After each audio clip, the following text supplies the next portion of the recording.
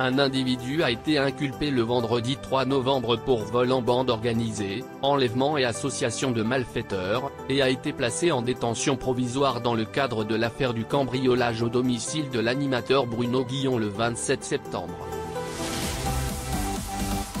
Cette information a été confirmée par BFM TV le lundi, selon un rapport du Parisien.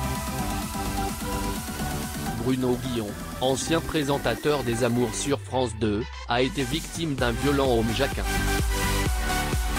Un homme de 27 ans est soupçonné d'être le commanditaire de cette attaque.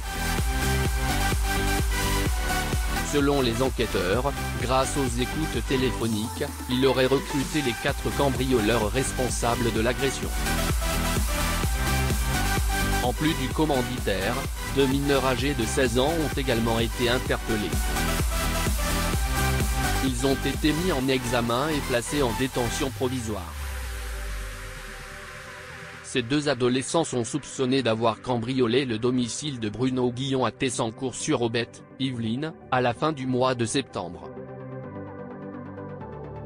Ils font partie des 4 cambrioleurs qui se sont introduits chez l'animateur de Fun Radio et RTL.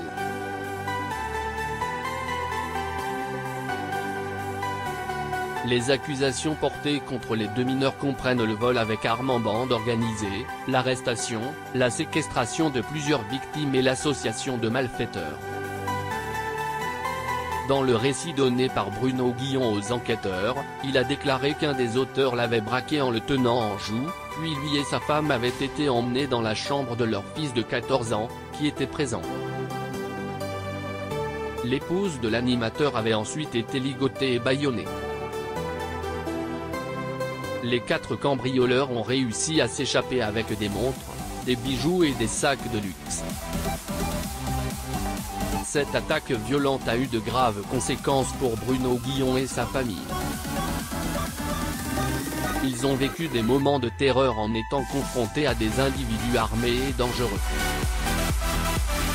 L'agression a laissé des séquelles émotionnelles profondes, et ils ont dû faire face à des pertes matérielles importantes.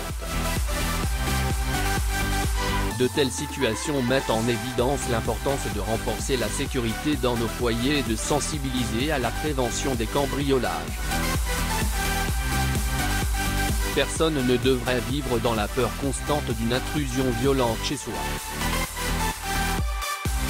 L'enquête sur cette affaire de homme-jacquin se poursuit. Les autorités travaillent activement pour rassembler toutes les preuves nécessaires et traduire en justice tous les responsables de cette attaque choquante. Il est essentiel que la justice soit rendue et que les coupables soient tenus responsables de leurs actes. Les victimes doivent également recevoir le soutien et l'accompagnement nécessaires pour se remettre de cette expérience traumatisante. Le homme-jacquin dont a été victime Bruno Guillon a mis en lumière les dangers auxquels peuvent être confrontés les célébrités et les personnes en vie. Il est crucial de renforcer la sécurité et de sensibiliser le public à la prévention des cambriolages. Les victimes méritent justice, soutien et protection pour se remettre de ces événements traumatiques.